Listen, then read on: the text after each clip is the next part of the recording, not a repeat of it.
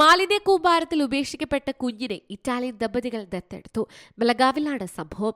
2.5 വയസ്സുള്ള കുട്ടി ഉടൻ തന്നെ ദത്തെടുത്ത മാതാപിതാക്കൾക്കൊപ്പം ഇറ്റലിയിലേക്ക് പോകും. പ്രത്യേക പരിഗണന അർഹിക്കുന്ന കുട്ടിയാണ് ഉപേക്ഷിക്കപ്പെട്ട നിലയിൽ കണ്ടെത്തിയത്.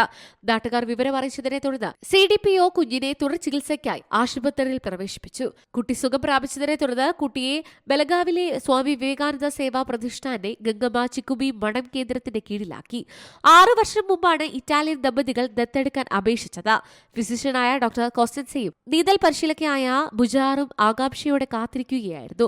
ചിക്കുബി മഠം ആശ്രമത്തിൽ നിന്ന് ദത്തെടുത്ത വിദേശത്തേക്ക് അയക്കുന്ന 13ാമത്തെ കുട്ടിയാണിത്.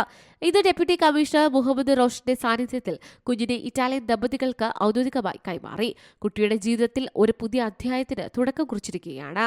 News desk C Malayalam news. ഏറ്റവും പുതിയ വാർത്തകളും വിശേഷങ്ങളും വിരൽ തുമ്പിലറിയാൻ സി മലയാളം ന്യൂസ് എല്ലാ ഡിജിറ്റൽ പ്ലാറ്റ്ഫോമുകളിലും ലഭ്യം.